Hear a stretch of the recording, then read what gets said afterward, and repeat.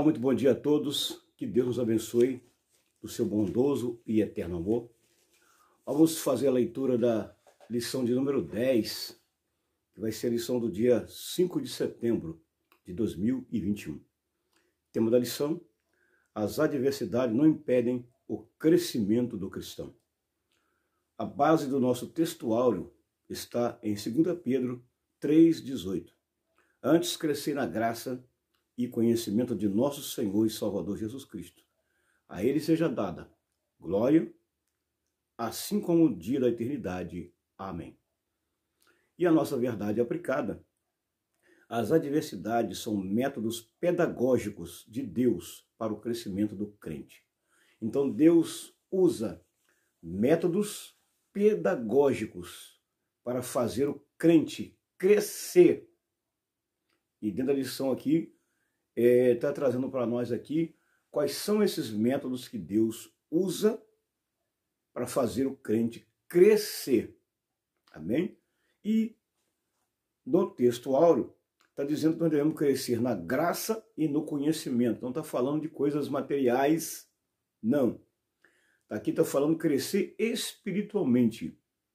Crescer espiritualmente através do conhecimento e também da graça de Deus. Amém? Os três objetivos: explicar o contexto de Paulo em Tessalônica, apresentar as lições de Deus em meio às adversidades e, terceiro, ensinar que o crescimento espiritual vem com as adversidades. Amém? Muito bom.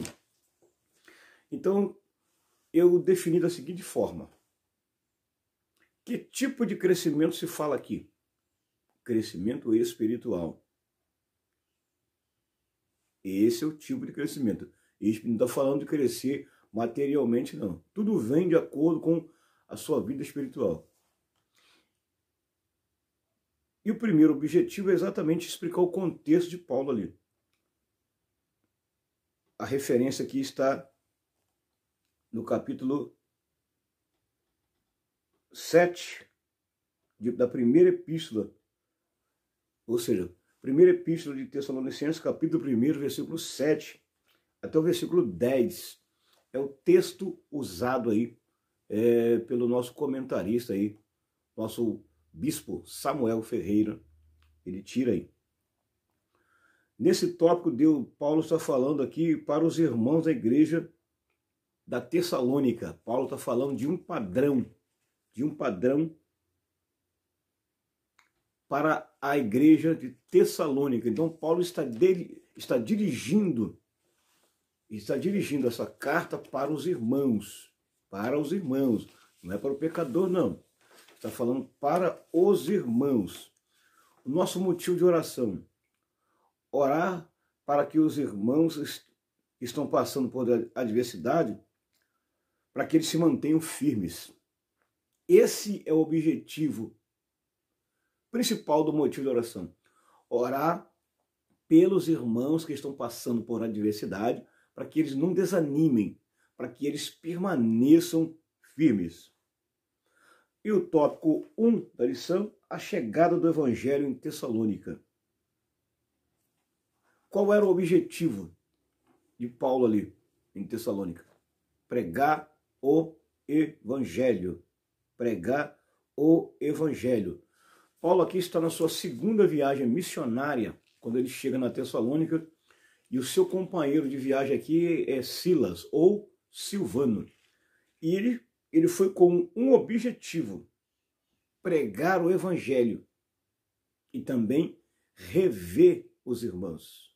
Pregar o evangelho e rever os irmãos. Então esse foi o objetivo.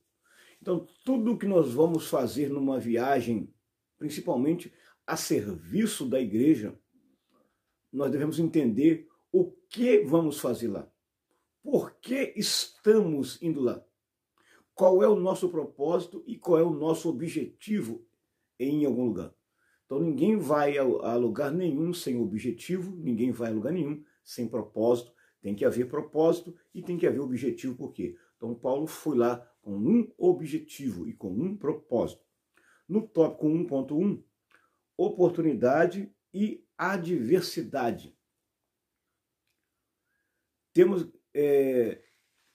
Temos que aproveitar as oportunidades para pregar o Evangelho quando temos.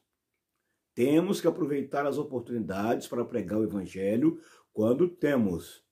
Quais são as oportunidades que você está usando para pregar o Evangelho? De que forma você está usando as oportunidades que têm aparecido?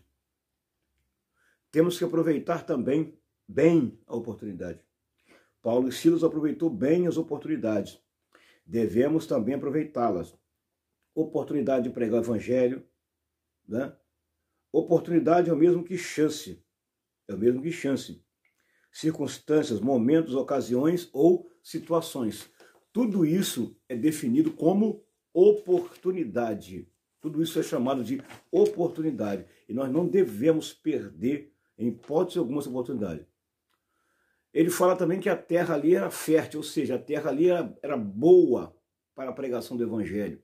Quando nós chegamos num lugar que a oportunidade é boa de pregar o Evangelho, nós devemos aproveitar. Terra fértil aqui não está falando de terra produtiva de plantar fisicamente, não. Está falando de oportunidade para pregar o Evangelho. O momento ali era propício, o momento era bom, a oportunidade era boa e nós devemos aproveitar muito bem quando nós temos a oportunidade de chegar num lugar que alguém dá ênfase à palavra. Então aproveitar o momento, porque as oportunidades são muito escassas. Nem em todo lugar a gente tem oportunidade aí de chegar e pregar o Evangelho e ser muito bem recebido. Então Paulo e Silas aproveitou bem essa oportunidade, que a terra era fértil. Ou seja, ali tinha muitas pessoas, uma miscigenação, né, de gente ali, gregos, judeus, uma mistura de etnias ali. Então ele aproveita a oportunidade exatamente ali para pregar a mensagem. Então a terra era fértil, né? Era uma oportunidade propícia, era uma ocasião apropriada, era o momento exato e muitas das vezes a gente requer da gente rapidez, pressa. A gente não pode demorar muito, não. Tem que aproveitar mesmo a oportunidade quando temos e falar do Evangelho. O crente deve perceber, através dos olhos da fé, que a oportunidade é essa. Então Paulo teve uma percepção rápida e falou com Silas. Silas, o que, meu companheiro Paulo? Rapaz, eu estou percebendo aqui que a oportunidade para nós pregar o Evangelho nessa cidade é agora. Olha só a população que está aqui. Olha quantas pessoas tem aqui. Vamos aproveitar o momento e a oportunidade e vamos pregar o Evangelho aqui, numa cidade como essa aí, com mais de 200 mil habitantes. Uma cidade com mais de 200 mil habitantes. Aproximadamente mais de 200 mil habitantes. 2 vezes maior que Barra do Piraí. Então vamos aproveitar a oportunidade. Porque a oportunidade foi dada para nós, companheiro. O que você acha? Concordo com você, Silas. Vamos sim. Concordo com você também, Paulo. Vamos sim. Então eles foram rápido. Isso chama-se percepção. Significa que o mensageiro da palavra tem que ter percepção. O pregador do Evangelho tem que ter percepção. Quem vai ser enviado para algum lugar, ele tem que ter uma percepção rápida. Sabe por quê? Porque a oportunidade ali era única. A oportunidade para eles pregar o Evangelho ali era única, o momento era único. Então eles não demoraram muito, lançaram mão e aproveitaram bem as oportunidades. Toca com o ponto 2 da lição. Diz para nós, esforço e providência. Esforço e providência. Devemos também se esforçar. Sabe por quê? Porque até quando nós se esforçamos, Deus providencia. Fique tranquilo. Quando nós usamos a nossa capacidade física e se doamos um pouquinho mais, né, esse esforço físico, Deus ele providencia algo para nós. Então fique tranquilo. Quando você for enviado para algum lugar e você tiver que se esforçar um pouquinho mais, se doar um pouquinho mais em prol da obra, fique tranquilo que Deus ele vai sempre providenciar alguma coisa para te ajudar. Não tenha medo disso. Quantos dias ele pregou o Evangelho ali? Aproximadamente por 3 sábados seguintes ele pregou o Evangelho ali. Ensinando o quê? Ensinando as Escrituras. E o que ele falava? Ele aproveitou bem a oportunidade, se esforçou. E o que ele falou? Falou a respeito do sofrimento de Cristo. Paulo e Silas não foram a Tessalônica para contar historinha da carochinha, historinha para a criança dormir. Não. Ele foi pregar o evangelho, aproveitou bem as oportunidades, foi rápido, se esforçou, 3 sábados seguintes, sem parar, consecutivo seguido, sem parar, durante um bom período de horas. Ele falou das oportunidades que lhe apareceram sobre Cristo. Cristo, sim, foi o tema central da mensagem de Paulo e Silas na Tessalônica. Quando as pessoas vão pregar o evangelho por aí afora, conta um montinho de histórias e as pessoas nem se convertem, sabe por quê? Gastou tempo demais, enfadou a pessoa com muita historinha da carochinha e a mensagem principal do evangelho ela não foi pregada. Não foi pregada. O resultado do esforço de Paulo, o que houve? Houve perseguição por causa do evangelho. Todo esforço pela obra de Deus, ele sempre vai ter perseguição. Mas ele sempre também vai ter providência divina. Deus sempre vai providenciar o que nós precisamos naquele exato momento. Paulo precisou trabalhar para se manter. Não foi fácil, não. Paulo precisou trabalhar para se manter. Aí eu faço uma pergunta. Qual era a profissão de Paulo? Paulo tinha uma profissão. Paulo tinha profissão. Ele tinha ajuda da igreja? Tinha. Ele tinha ajuda da igreja financeiramente? Tinha. Mas Paulo achou por bem também trabalhar, se esforçar para ter também o seu ganho. E não viver só na dependência do irmão. Qual era a profissão dele? Fabricante de tendas. Exato. Paulo era fabricante de tendas. Ele tinha uma profissão. Então ele ganhava financeiramente também daí. E a igreja também ajudava ele. Então aqui fala de esforço e providência. Então através de todo o nosso esforço pela obra, Deus sempre vai providenciar um escape, um milagre e a proteção para nossas vidas. Para não ser pesado para os irmãos. Ele falou que ele tinha que trabalhar para não ser pesado para os irmãos, ser um peso morto para os irmãos. Infelizmente tem pessoas que estão no evangelho, que não querem trabalhar, querem viver só às custas dos irmãos, fazendo dos irmãos, se tornando a vida dos irmãos um peso pesado, morto, e são só na mordomia. Então aprenda com Paulo aqui. Ele falou que ele não queria ser um peso morto para ninguém, ser pesado para ninguém, mas ele ia trabalhar. Um exemplo a ser tomado hoje. Paulo não foi preso, não foi peso para ninguém no campo missionário. Paulo não foi peso para ninguém no campo missionário. Providência e esforço andam juntos na vida de um obreiro. Tem que andar na vida de um obreiro. Deus é Deus de provisão, mas devemos fazer a nossa parte, se esforçar pela obra dele. Para que o ministério seja de vitória e abençoado e também próspero, é necessário ter uma vida de dedicação e de trabalho. Ter uma vida de dedicação e de trabalho. Paulo deixou um legado. Legado significa exemplo a ser seguido. Homem estudioso, dedicado às escrituras. Sua vida sempre foi de trabalho, providência divina e preparação. Esse é o tópico 1.2. No tópico 1.3, vai falar acerca das tribulações não impedem o agir de Deus. As tribulações são necessárias na vida da pessoa. Quando eu falo da vida da pessoa, envolve todo mundo. É necessário, sabe por quê? É exatamente através dela que Deus vai trabalhar. Fique tranquilo que Deus sempre vai trabalhar através das tribulações. Não impede o seu agir, não. Pelo contrário, vai manifestar a sua glória. Vai manifestar o seu poder. É o tópico 1.3 quer nos dizer. Deus age sempre em meio às tribulações. Deus estava agindo ali. Ninguém podia ou pode impedir o agir de Deus. Ninguém. Operando Deus, quem impedirá?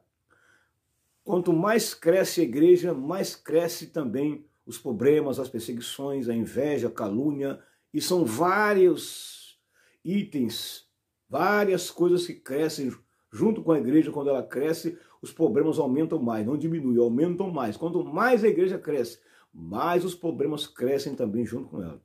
A ação de Deus no meio de tudo isso permanece a mesma. Deus não muda. Ele ameniza, mas não muda. Ninguém pode impedir o crescimento da igreja, né? A igreja foi perseguida muitas e muitas as vezes. Muitos foram mortos, muitos se espalharam para muitos lugares, e os que foram espalhando para muitos lugares foram pregando o evangelho, e a igreja foi crescendo, foi crescendo. O agir de Deus permaneceu o mesmo. O agir de Deus no meio das perseguições e das adversidades, hoje também ainda é o mesmo, não muda não. Aí Mateus 13:33, tem uma referência lá da parábola do fermento, né? Que cresce lá, cresce. Que no início não percebemos o início, o crescimento, mas só depois a gente vê que o negócio cresceu e cresceu muito. Então, na parábola do fermento, Jesus faz uma parábola exatamente fazendo uma comparação com o evangelho, que no início a gente não percebe o crescimento dele, mas depois, com o olhar da fé, nós vamos ver aí os resultados do evangelho sendo crescendo de uma maneira exorbitante. Aqui, então, ele faz uma alusão da parábola do fermento com o evangelho, com a mensagem do evangelho. Os desígnios de Deus são também que cresça, querendo o homem ou não. Os desígnios de Deus vai acontecer, querendo você ou não. Querendo você que persegue o povo de Deus ou não. Os desígnios de Deus e a sua vontade vão permanecer sempre. Deus executa através de nós a sua vontade. E o tópico 2 da lição, cumprir a missão em meio às adversidades. Vemos no ministério dos apóstolos, que a missão nunca foi fácil e que, na verdade, a adversidade fez parte do ministério deles. A missão não é fácil. Pregar o evangelho não é fácil. Mas a adversidade sempre vai fazer parte. Ela não fez, ela sempre vai fazer parte no ministério dos obreiros. Não adianta, no ministério dos missionários, as adversidades sempre vão fazer parte. Não adianta, não. Quanto mais você for pregar o evangelho, for enviar para o campo para pregar o evangelho, mais as adversidades vão acontecer. Não tem como amenizar, não vai ter como sair, vai continuar sempre. Isso também é para manifestar a vontade de Deus. Olha aí, ó. A grande perseguição em Jerusalém, depois nós vamos ver lá. Então, no tópico 2, a missão precisa ser cumprida, mesmo diante das adversidades. Há muita gente abortando a missão, cortando ela pela metade, parando no meio do caminho, porque diz que a luta é muito grande, a perseguição é muito grande, e eles preferem preservar a vida dele do que morrer. Mas Paulo fez o contrário. O morrer para mim é lucro, e o viver para mim é ganho. Paulo sempre se dedicou, se esforçou pela obra, deu o máximo pela obra. Por quê? Atos 9:16. Deus, o Senhor falou através do ministério do profeta Ananias que Paulo seria um vaso nas suas mãos. E ele ia padecer muito por causa do evangelho. Então, tudo que cumpriu-se na vida de Paulo, aconteceu na vida de Paulo, até a sua morte, tudo foi em prol do evangelho. Mas no finalzinho, Paulo falou assim, ó, combati o bom combate, acabei a carreira e guardei a fé. O que me resta agora? Somente a coroa que o justo juiz me dará naquele dia, não somente a mim. Ele não é egoísta para dizer que só ele. Então, ele fala que não era só para ele, para todos os outros, quando Deus chamar. Aleluia. A adversidade faz parte da nossa trajetória, faz parte do nosso ministério, faz parte do nosso cotidiano, faz parte da nossa vida. Olha aí, ó. Fez parte da trajetória dos apóstolos. Nunca foi fácil. Jesus disse que nós seríamos enviados no meio de lobo. Jesus falou isso. Paulo sabia que a missão jamais seria fácil. Então, meu irmão, a missão de pregar o evangelho não é fácil. Então, não aborte a missão. Não corte ela pelo meio.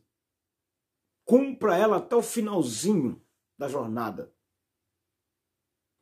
Isso aí, cumpra ela até o finalzinho. Né? E também encontrariam muitas resistências. Aí no tópico 2.1, que é a sequência do 2, a grande perseguição de Jerusalém. Aquela perseguição de Jerusalém, ela serviu para um objetivo. E se espalhou muita gente. Muitos foram mortos, mas muitos se espalhou. E os que se espalharam para tudo quanto é lugar, foram pregando a mensagem da palavra de Deus. Foram pregando. Então serviu para algum propósito a perseguição. A perseguição só, ela vem por algum motivo. Nada vem por acaso na nossa vida, nada. E a perseguição e as adversidades não vieram por acaso. Tem um objetivo que veio. A perseguição serviu como despertamento para a igreja. Até Jesus passou por isso. Todo crente passará por isso. Qual é o objetivo das provações? Lembra que eu falei lá no início? Aqui o objetivo. Nos ensinar, esse é o objetivo, e também nos transformar, esse é o objetivo. Para tudo isso existe um propósito. Para tudo isso existe um propósito. Nada vem por acaso, não vem não. A provação fez a igreja sair da zona de conforto e cumprir o ídolo de Jesus. Olha aí, ó. Terceiro objetivo. Por que a provação veio? Tirar os crentes da zona de conforto e cumprir o ídolo de Jesus. Muitos conhecem o manual bíblico. Qual é o manual bíblico para a igreja? E de pregar o evangelho a todo mundo, a toda criatura. Mas muita gente prefere ficar em frente a uma televisão, um ar-condicionado, com a perninha cruzada, lendo um gibi, não lê Bíblia, vai para o culto à noite, não cumpre missão nenhuma, enquanto seu irmão está lá no campo missionário sofrendo. Saia da zona do conforto, porque quando vier a perseguição e a provação, eu quero ver o que você vai fazer. Há muitos na zona de conforto. Sai, meu irmão, da zona de conforto enquanto você tem tempo. O mundo não deve ser um lugar confortável para o crente. Não é mesmo não. Miqueias 2:10. Levantai-vos e andai-vos, porque não será aqui o vosso lugar de descanso. Deixei uma referência em Levítico 18, também 24. Romanos 12:2. Não devemos se conformar com o sistema desse mundo. Quando se conformamos, Deus permite a provação, nos mostrando que não pertencemos a este mundo. João 15, versículo 18, versículo 19. Tópico 2.2 da lição vai nos dizer a respeito. Os Tessalonicenses, exemplo de fidelidade. Pensa num povo fiel. Era aquele povo das Tessalônicas. Eles eram fiéis em tudo. Em tudo eles eram fiéis. Quem é o exemplo de fidelidade que devemos seguir e aprender? Seu exemplo. Exemplo em todo lugar, reconhecido por todos. Eles eram um exemplo. Paulo sempre fez questão de fazer lembrança deles. Paulo sempre, por onde passava, falava da fidelidade daquele povo. Um povo exemplar, com uma conduta digna de ser imitada, e deixou um legado para a igreja de hoje. A igreja de hoje tem que voltar lá atrás no tempo início e copiar o exemplo de fidelidade daquelas pessoas. Tem que ir lá atrás. Devemos ser exemplo de fidelidade onde moramos, seja na comunidade, igreja, família ou trabalho. Um povo fiel, que foi lembrado por Paulo, que serviu de modelo padrão para as demais igrejas. Olha aí, ó. Serviu de modelo padrão para as demais igrejas. Paulo fez menção deles onde passou, receberam a palavra de Deus num momento difícil e permaneceram fiéis, não recuaram. Receberam com alegria a palavra de Deus. Devemos ser espelho para alguém nos imitar, né? Seguir os passos do mestre, andar de acordo com como ele andou, seguir o mesmo padrão dele. O tópico 2.3 vai nos dizer a respeito de fé operante, amor operante e esperança paciente. 3 coisas importantes que aquele povo tinha: fé em ação, amor em ação e paciência. Paciência. Eles tinham esses 3 requisitos aqui: fé, amor e paciência. Mesmo na tribulação. É por isso que Paulo falou que a nossa luta, a nossa provação, ela é leve, momentânea e passageira. E diz para nós sermos pacientes, porque tudo isso nem se compara àquilo que nós vamos receber do Senhor. Tá? É o tópico 2.3. No tópico 3, as adversidades, crescimento e fidelidade. Mesmo em meio às adversidades, Deus apresenta a sua fidelidade para com os seus e dá o crescimento na hora oportuna. Ou seja, devemos ser fiéis mesmo diante das adversidades. Sabe por quê? Deus vai trazer para nós crescimento, tá? Na hora exatamente oportuna. Ou seja, Deus também é fiel para manter a sua palavra, mesmo nós passando por momentos difíceis. 3.1, consciência de que a palavra é de Deus. O que devemos ter? Consciência que a palavra que está nas minhas mãos, tá? Consciência que a palavra que está aqui não é minha. Tá? Essa palavra que está aqui não é minha, é de Deus. Eu apenas sou o instrumento que ele usa para transmitir esta palavra. 3.2, é preciso desejar e buscar a vontade de Deus. É preciso o quê? Sentir vontade pelas coisas de Deus. As pessoas sentem mais vontade pelas coisas mundanas do que pelas coisas de Deus. Não sente nenhum desejo pelas coisas de Deus. E a última, 3.3, é preciso saber lidar com o sofrimento. Isso aqui muita gente não sabe, não aprende a lidar de maneira nenhuma com o sofrimento. Só vive reclamando. Aprenda, meu irmão, a lidar com o sofrimento. Sabe por quê? Ele sempre vai fazer parte da nossa trajetória aqui nessa terra. Amém? Que o Senhor Jesus abençoe você. Não se esqueça, se inscreva no meu canal, compartilhe, deixe o seu like. Sabe por quê? Deus tem uma vitória garantida para a sua vida e para a sua casa, em nome de Jesus. Amém? Que Deus abençoe a todos em nome de Jesus.